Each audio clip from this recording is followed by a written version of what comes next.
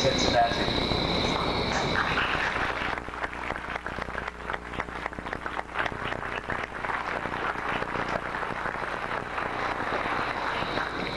And I will read this proclamation, which I'm very thrilled about because some of you will know that Shri Mataji is an international figure. She is a diplomat. Her husband has been the Secretary General of a very large United Nations organization. He has been knighted by the Queen of England. He has received the highest awards from many, many nations.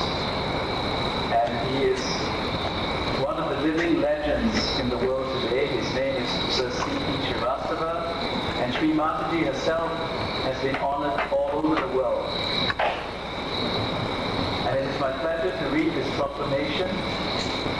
It says, "Be it proclaimed, whereas Shri Mataji Nirmala Devi, the mother, is recognized internationally as the most significant spiritual force in the world today. And she will awaken in us the force that will change our lives and change the world. And whereas the United Nations honored her with a UN Peace Medal, and whereas Shri Mataji has developed a simple meditation technique, SahajaYoga, which enables the en-masse experience of self-realization, the breakthrough of a new awareness. And whereas SahajaYoga is the next evolutionary step for humanity, which can bring the transformation of human consciousness to a higher level. And whereas the city of Cincinnati is honored by the visit of Shri Mataji Nirmala Devi, who will introduce through SahajaYoga the experience of harmonious well-being and inner transformation that can lead us out of the confusion and frustration of modern living and spark the greatest inner transformation yet seen. Now therefore, I, Dwight Tillery, Mayor of the city of Cincinnati, do hereby proclaim Thursday, September the 10th, 1992, as Shri Mataji Nirmala Devi Day in Cincinnati.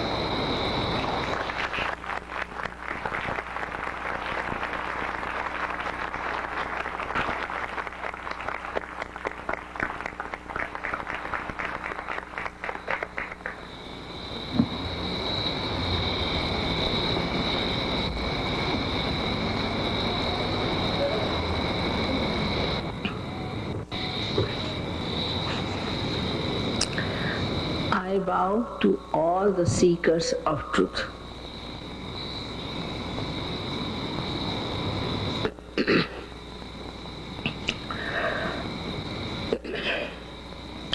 At the very outset, we have to know that truth is what it is.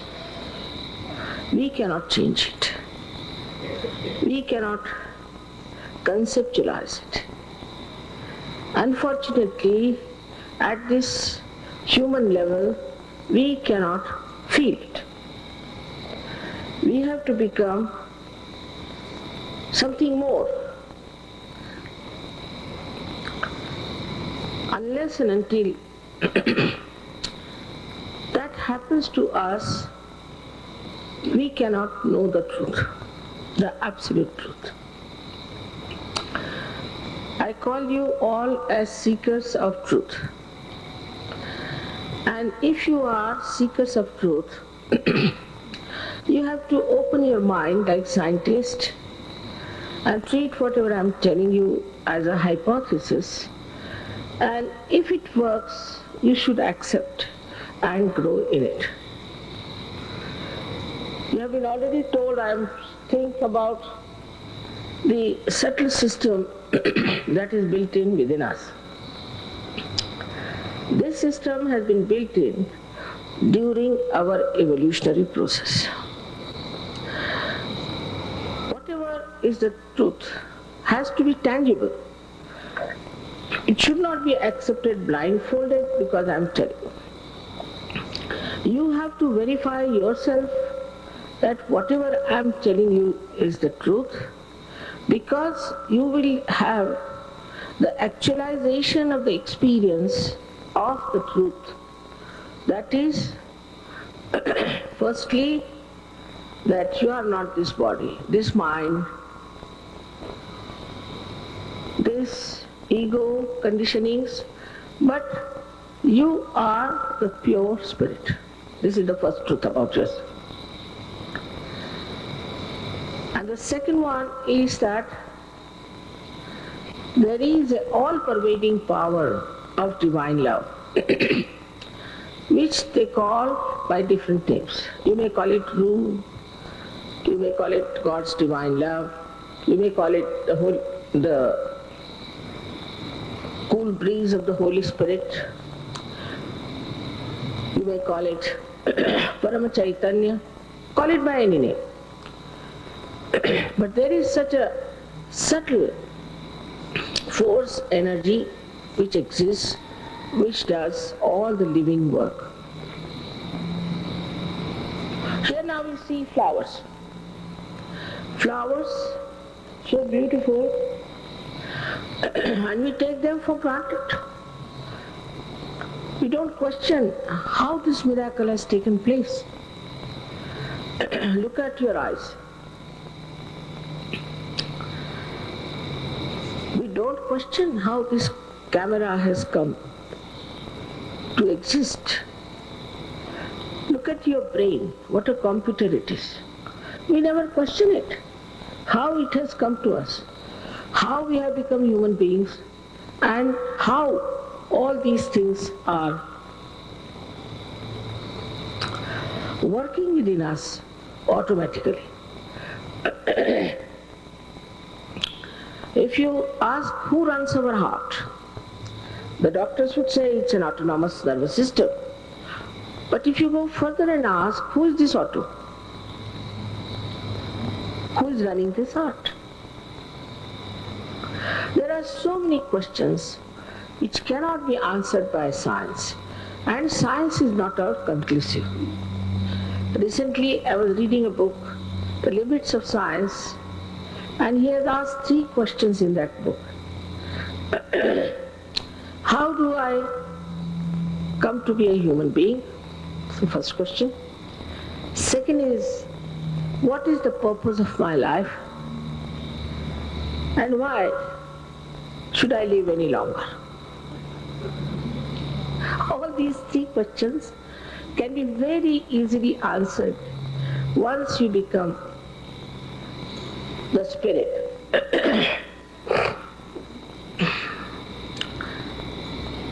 This transformation is also called by many names. People call it self-realization. Some call it selfhood. Some say self-knowledge. But what is this self they are talking about, and what will happen if we get the selfhood?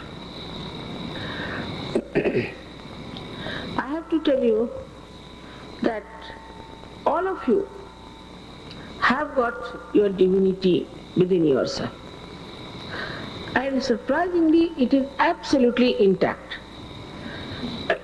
Whatever you might have done,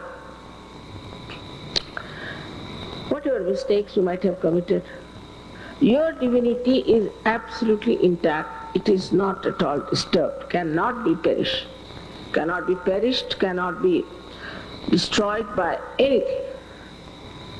The reason is this: divinity is eternal, and whatever is eternal cannot be harmed. Nobody can destroy it, and that is within you there. And sometimes the glimpse of that may be that you think whatever you see, there must be something beyond. And when you start thinking that, then you become a seeker of truth. Surprising, in these modern times, there are so many seekers of truth, and so many are lost. When we start seeking truth, we definitely have to put faith into something. When we put our faith into religion also, what do we find? That religion is power-oriented or money-oriented, so there is fundamentalism. Whatever attitude people might have taken, those who started this religion are immaculate people, they are divine people, and they were like the flowers on one tree of spirituality. Only we have plucked these flowers and we are fighting. How can we fight in the name of God? One should reason it out, and once you reason it out, you start thinking there must be something more to it. So when this residual force, we call it as Kundalini in India. Kundal means coils. Start rising. It passes through 6 centers and pierces through the 7th one, which we call as Brahmarandra, or the fontanelle bone area, which was a soft bone in your childhood. And this opens. It is the actualization of your baptism. It is not just I put my hand on your head and say now you are baptized. This kind of self-certificate is not going to help us. Now if you become, say, the governor of this place, then you have certain powers. Now if you become the self, or if you become the self-realized soul, then you must have some powers. And people normally certify themselves as this, as that. This is not the way you can achieve that state. We have to be honest. Because if you are honest seekers, then we should expect the actualization of the experience first thing, about which Thomas has written in his treatise. I wish you could read the Gospel of Thomas, in which he has clearly said that the experience of self-realization is the most important thing, and that is to be achieved. You must be knowing Thomas ran away because I think Paul was trying to dominate him or whatever it was. And ultimately he went to India, but before going there he went to Egypt and he put all these treatises in a jar. For 50 years they have been trying to put it in common language, and now the book is out, partly. So this experience has to be there, that you feel your spirit and feel this all-pervading power all around us. So far you have not felt it. So we have to be humble about it. As Christ has said, meek in heart will inherit the earth. That's a fact.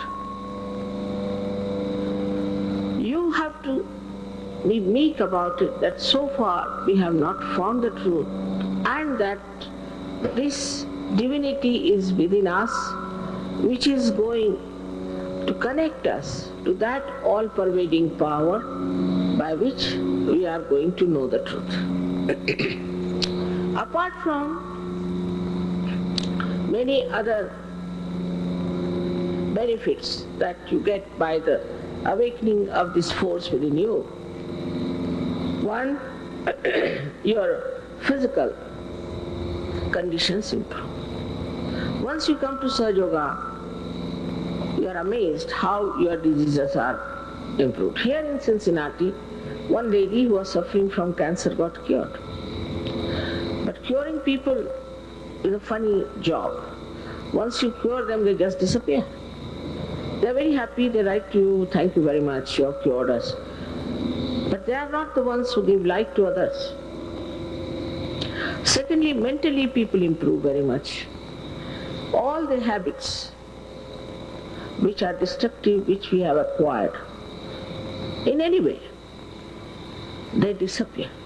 And disappear so fast that I have known people in England that overnight they gave up drug. Overnight. Today they are beautiful people, professionals, working very well. This I am telling you in the year 1970 was happening in England. Or say 74, especially in a big group it happened. Then the second advantage is that you find your own spirit. Your spirit shines in your attention. Thus your attention becomes active. Like the light, now there is a light here. When it falls on something, you can see it clearly. But it doesn't act on that. Maybe a little bit it might sort of spoil it. But it doesn't act. But when your attention is enlightened, then wherever you put your attention, it acts. That means on your hands also, you find this cool breeze blowing, and the fingertips, which are the sympathetic nervous endings, become enlightened. So 5, 6 and 7, these centers on the left and the 7 centers on the right get enlightened, and you immediately know what's wrong with you, and also you can find out what's wrong with others. So what has happened to your attention is that you have got a new awareness where you become collectively conscious. Who is the other? When the microcosm becomes the macrocosm. When a drop becomes the ocean, it becomes the ocean. In the same way you start feeling the problems of other people and you talk the language of centers. If you know how to cure your centers and the centers of others, imagine what miracles you can do. If you see the problems of human beings, we can say ecological problems, health problems, all kinds of problems we have. These are due to fundamentally human beings and due to fundamentally their centers. If you can put these centers right, you can put human beings right, as well as you can put all the problems completely solved. Like, I would like to tell you that in India, there are 3 doctors in Delhi University who have got their MD, Master of, they call it the, in the medical, as the MBBS, now they have doctorate in medicine. In the curing, about the curing of very incurable diseases. No doubt, with SahajaYoga, many incurable diseases have been cured, even blood cancer and all that has been cured. But at the very outset I would like to tell you, we are not here to cure people but make you all into doctors, so that all of you can go around and cure. Because single-handed, how many people I can cure? So it's important that you all should achieve your power of the spirit, by which you can enlighten the whole world. It's like one candle which is enlightened can enlighten another candle very easily. But surprisingly people say, but we can enlighten ourselves. How can a candle which is not enlightened can enlighten itself? It's illogical. But anybody who gets enlightenment, any one of you who gets enlightenment can enlighten another person, because you can raise the kundalini of others. You can give realization to others. You get these powers automatically within you, for which of course, I hope Bala has told you, you cannot pay. You cannot pay. Because it's a living process of evolution. How much did we pay to become human beings? Or how much do we pay to this Mother Earth for giving us these flowers? I mean, there's a built-in quality in the Mother Earth that she can sprout, and these plants also have a built-in capacity to produce flowers, or a seed to become a plant. All living process is done without going to the bank, without knowing about money. This is the first thing you must understand, that you cannot pay for it. It is so invaluable that you can't pay for it. It is so vital that it has to happen, especially now the time has come. I call it as the blossom time. Some people say it's the last judgment. In Quran it is written it's a Qiyamah, when your hands will speak. All these, or also there's Aquarius age, age of enlightenment. People talk of so many things. But this talk, it's just a lip service. It has to happen, it has to be actualized. Otherwise, you should not accept somebody who is just giving a big sermon and collecting money after that. It is the experience that you all should have, and the powers that are bestowed by them. As I told you, when the spirit shines in your attention, you become enlightened, and your attention becomes enlightened and effective. You start feeling another person, his centers on your fingertips, and also the centers that are your own, that self-knowledge, you feel it on your fingertips. Now the second quality of the spirithood is this, that you know the absolute truth. Because spirit is the source of truth. Supposing now somebody in India has been in jail, and he is released from jail, he doesn't know how to settle in Indian society perhaps. So he comes to Germany with all the necessary dress of a saint, and people start following him. He meets money.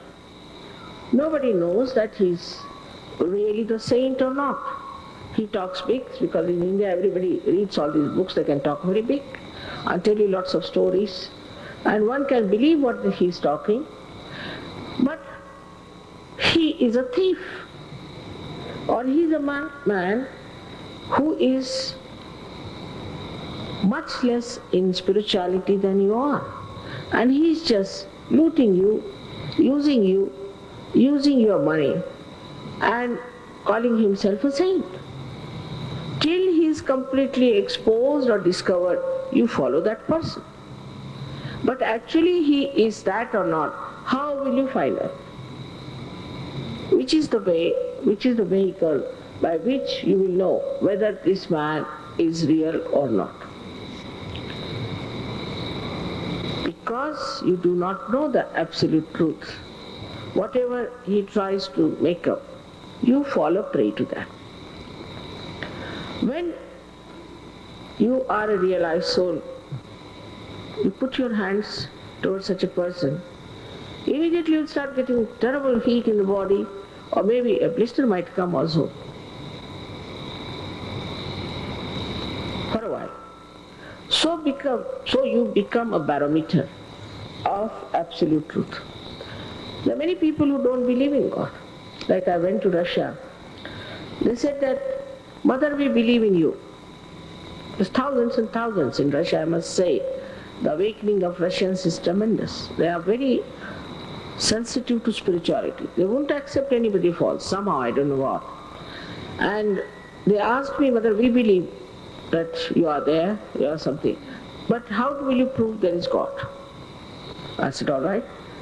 You put your hands and ask the question, is there God or not? And they started feeling the cool breeze in their hands. and tremendous fullness. Then they said, how are we to believe that Christ was the Son of God? All right, again you put up your hands and say. Even if you have 10 small children who are realized souls, and if you tie up their eyes and ask them, now what's wrong with this gentleman? They will all raise the same finger, supposing they raise this finger or this finger. You ask, have you got some heart trouble? Immediately say, how do you know? The diagnosis itself will be done by little children of 10 years. It is fantastic, no doubt. It is too fantastic that people can believe. But you are fantastic. Supposing I take a little box, Indian village, and show them that this is called as television, and you can see all kinds of films in it. They'll say, what, this box? We also all think we are just boxes. But once you put to the mains, they will see how fantastic it is. So I'm talking about something which is meta-science, that the whole science is built in within us, the whole knowledge, and it starts manifesting. And you are amazed how you can do all these things. So the second thing is that you know the absolute truth. Now what happens when we know the absolute truth? We do not fall into any sects, into any kind of, we can say,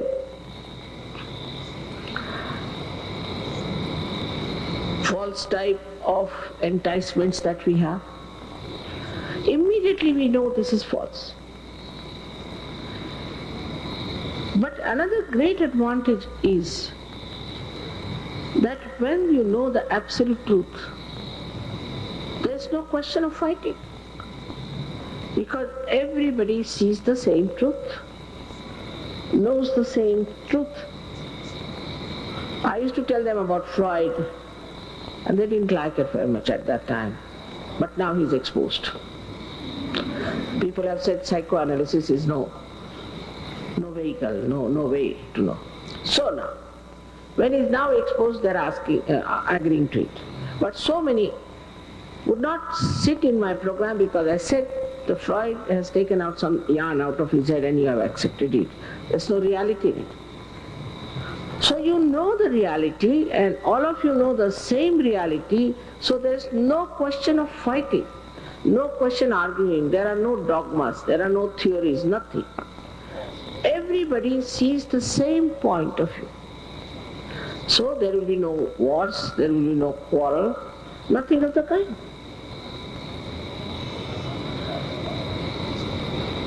So this absolute truth is only known when you become the Spirit. That's a fact. Spirit is the universal being. Now if Spirit is the universal being, you become a universal being.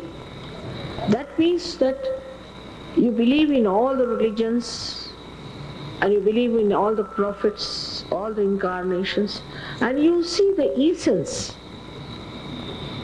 In every religion is the same, and the indication is that first you become a realized soul. Christ has said you have to be born again.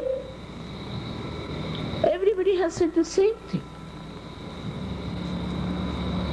But because of ignorance, because of manipulation, we all fight in the name of God. When you become the universal being, you forget about races, about nations, false religions, false things, and you all become absolutely congenial with each other, and such a rapport is established between people. See now, what is the difference we have between ourselves? You cut the skin a little bit and you'll find the same nerve, the same muscle, the same bone in that part.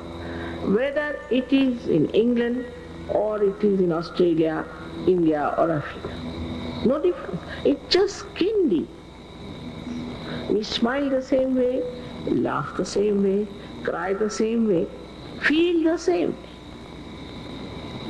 But still we are not conscious. This is not in awareness that we are all universal beings. And what is there to fight? In the name of these superficial, skin-deep things. So, what happens is this, that a kind of a great brotherhood starts emerging out. We have programs in India once a year, and about 3,000 people come. And these 3,000 people, they are from 55 countries. You'll be amazed, they are from 55 countries. I've never seen them quarreling, fighting with any violence. Even a football match you cannot see without a fight.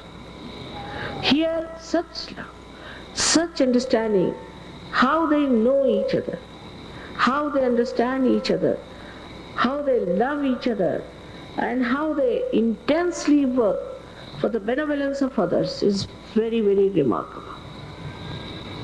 When I first went to Russia, you'll be amazed, 25 German Sahajogis came in. And these 25 German Sahajogis told me, when I asked them, why are you here? They said, Mother, don't you think it is our responsibility? I said, no. Why? You didn't do anything wrong. Your forefathers might have done something wrong. No, it's our responsibility because they were our forefathers.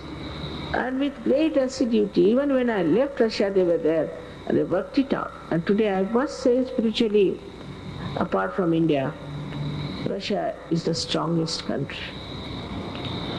People are so sensitive. I think we lost a lot of our energy in choices and in the so-called freedom and abandonment. While their government might have been wrong, might have been not so good, but the people are extremely simple and extremely loving, very affectionate. I was so surprised the way there were thousands and thousands who got their realization. Here I am very much surprised at our mayor here that he has recognized me.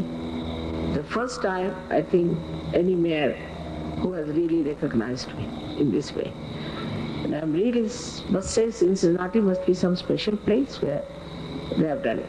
Of course in Italy there are some mayors in small villages who have tremendous respect for me. But this kind of thing, proclamation, is such a surprise to me, shows that in this place, Cincinnati, there is an awareness that we need transformation. With transformation, not only your physical, mental, emotional problems are solved, but material problems are solved. Agriculture improves such a lot. Because this vibrated things like water and all that, when you give it to the crops, we have seen it has grown 10 times more. We have some doctors of agriculture who have experimented with it and have been trying to publish a book about it. Not only agriculture, but so many other things like we can say the ecological problem you have. So the trees which were dying with the acid rain have been saved, and they are emitting very good air to counterbalance the ecological problem. So many things can be done once you have this force working in you. It is there, it's your own, for which you don't have to pay, just you have to have desire to have it. It's so simple as that. But I don't know why. One lady told me in the plane, she was American, that we have had so many hoaxes that Mother, maybe they don't believe you. But no, I was the first to come here. But I was surprised the way they said to me that we won't believe you unless until you take money. Suppose that. Another thing, they said, how can it be so easy? But if it is so, suppose, I'm saying that just to believe, there's a diamond kept here. I say it's a real diamond. Won't you all rush to take it? But if I'm saying it is so easy, on this point they won't accept. You shouldn't eat food like this, but should go round and eat like that. Otherwise, cannot. They believe you must suffer before you get spirituality. I said, you have suffered enough now, believe me. Now don't have to suffer. They think you have to go to Himalayas and stand on your head and starve yourself or Gobi desert and get nirvana. In any way you die, so you call it death is nirvana, you can get it. All these kind of ideas they gave me, I didn't know what to talk to them. And all sorts of false people invaded. Not only Indians, Americans, Portuguese, all sorts of people invaded and they succumbed to them. I didn't come to America for 9 years for the same reason. I thought, no, their ideas about truth are so funny that you have to go to Himalayas or you must do this and do that, that I will never be able to really work it out. After 9 years, Sahaja told me, now mother, it's changing, you better come. So I came, and Cincinnati, I was here 3 years back. I'm sorry I should have come earlier. But I've been very busy. South America is also very well in spirituality. They're very faithful, simple people. I don't say that complicated people don't get realization. They do, all of them.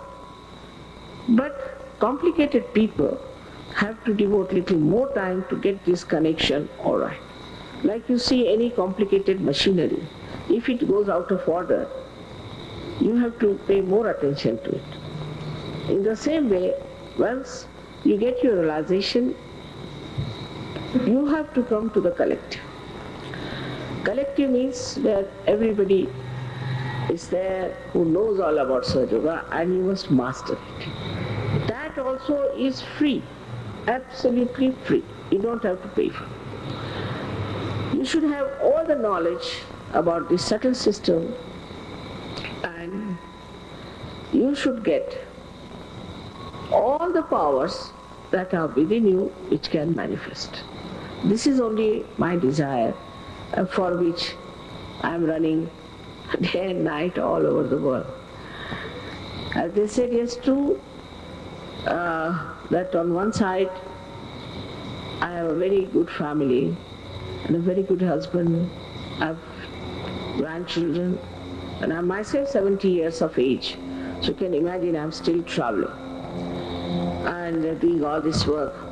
Because even my family thinks that it's very important that transformation must take place so that there's a complete emancipation of human beings. And people should transform, to transform the whole world. And this is a very special time. I hope people from Cincinnati will respond to it and will get their self-realization. We'll take about 10 to 15 minutes for that.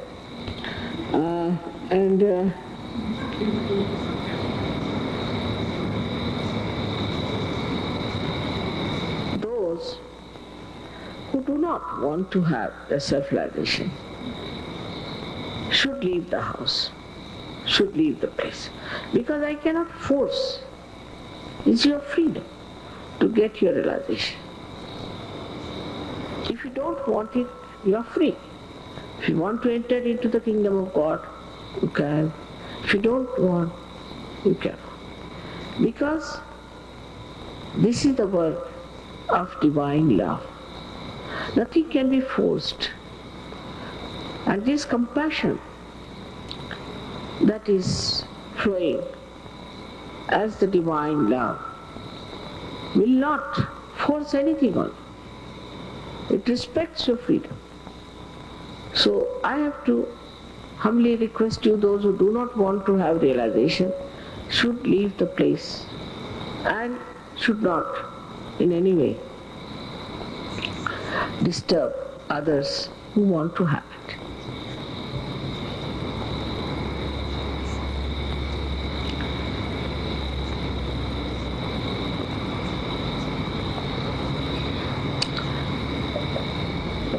But definitely I would request you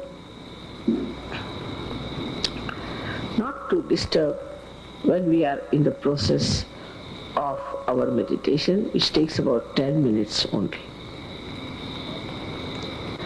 As I told you, it's a collective happening, and you have to come to the collective to work it out and to know about it. In that, you'll be amazed how you will grow fast and you'll understand each and everything. I'm sure you must be having lots of questions also in your mind. As I'm here only for one day, I would say that you should write your questions and send them over, and I'll try to answer them. Tomorrow I'm going away to Canada, and I'll be back again after 1 year. I promise I'll be here for a longer period next time.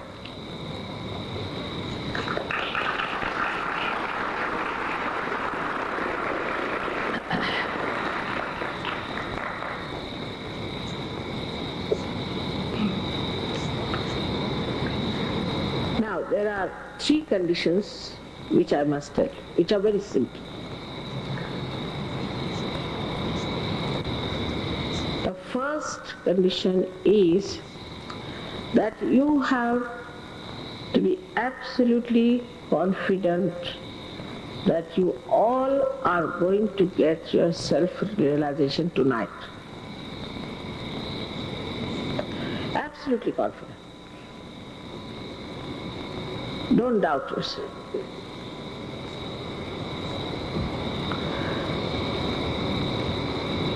So the second one follows that you should not feel guilty at all at this moment here.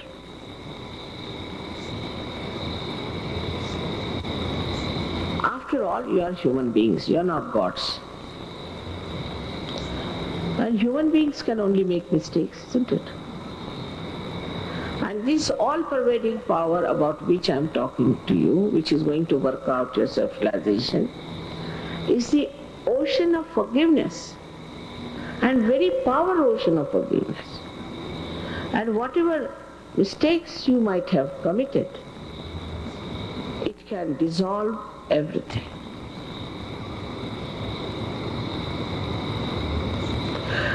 So don't feel guilty at all, and this idea of being sinner and all that, just forget it. If you are the seeker of truth, it's your right to get your yoga, your union with the divine. It's your right. Sahaja, Saha means with you is born, Jai is born. This right to get this union. So please, don't feel guilty. I must tell you very frankly, when you feel guilty, the center on the left side here catches. As a result, you might get spondylitis, you might get angina. Also, your system, the organs, might become lethargic.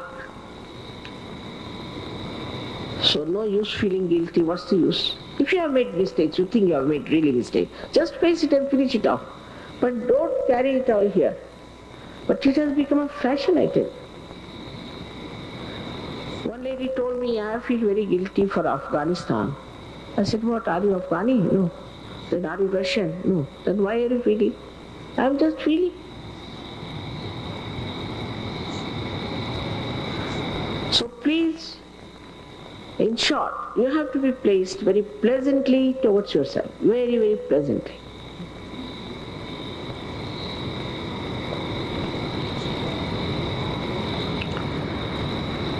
Then, the third one is a very, very simple condition, is that you have to forgive everyone without thinking about it.